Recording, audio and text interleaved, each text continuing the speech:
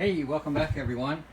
So this week I think we're going to do a landscape that has a lot of this green that we're seeing in the grasses. The grass has kind of returned to its springtime beauty.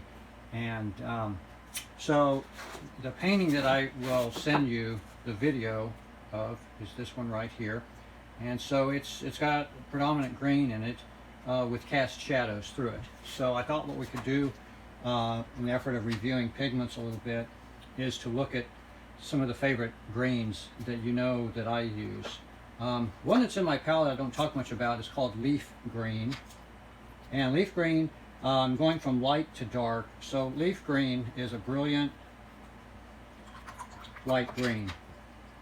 The other color that's fairly new to Daniel Smith is the green apatite. It's a mineral color that just has beautiful depth to it, and it's considerably darker. So to begin with, I think it's a great exercise to experiment with mixing yellows and blues to achieve a pigment that you're looking for that maybe you do not have in a tube. And so that's what I'm going to do here. I'm going to use some cadmium yellow light. This happens to be a Stephen Quiller yellow. So I'm going to start with the yellow over here.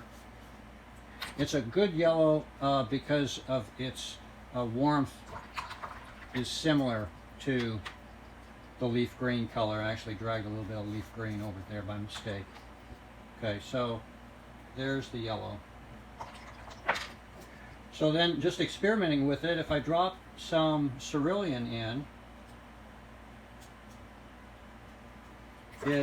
it turns to blue, right?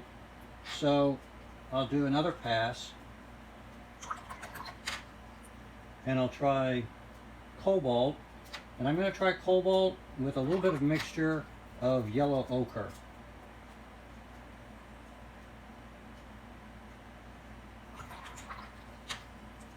So you can see the green in there. I'm going to go a little heavier with the cobalt.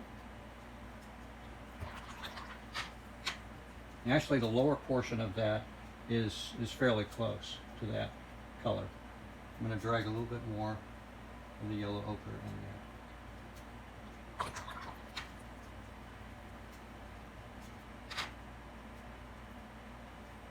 Let's go back to the cadmium yellow light.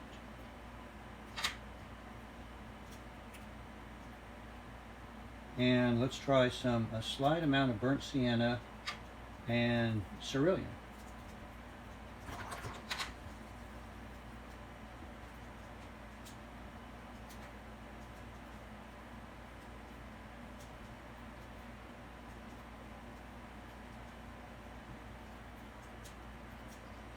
So I think of those three, this one right here and this lower part of this, somewhat similar to that.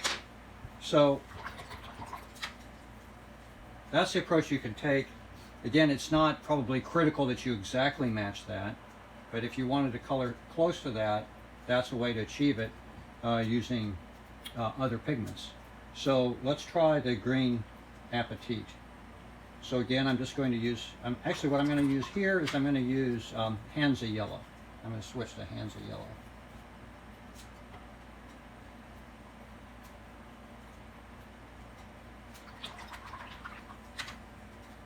Okay, so let's try some cobalt on that.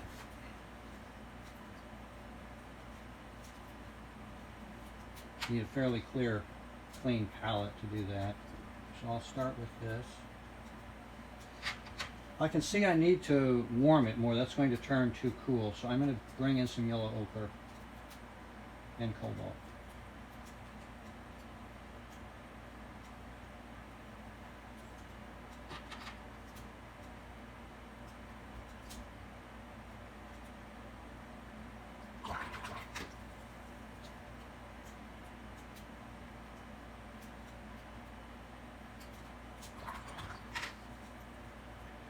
Let's go with Hansa yellow again.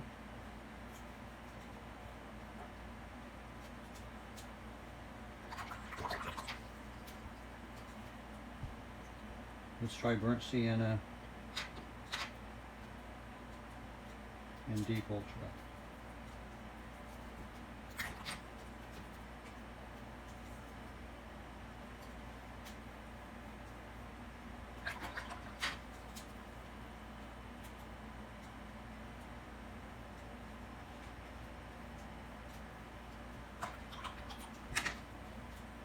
Turned too cool.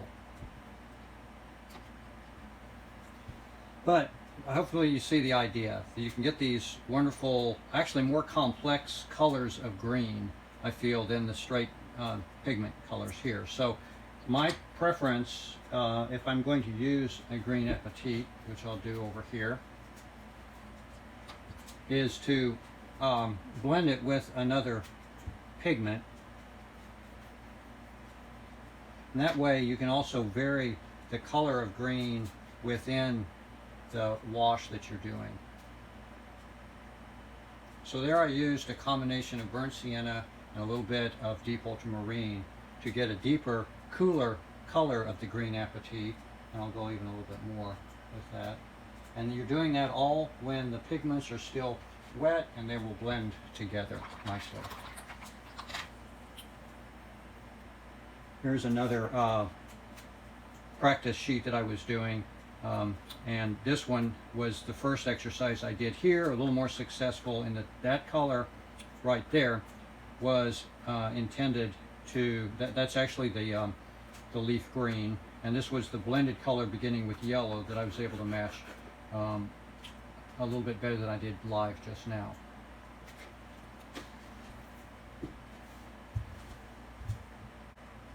Another color that I recommend you try, get a tube of, is rich green gold, which is a Daniel Smith color here. This one is pretty much impossible to replicate with mixture of other colors, but it is quite a vibrant yellow green color.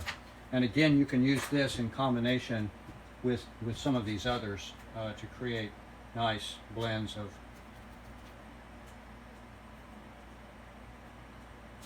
There I'm letting it run a bit.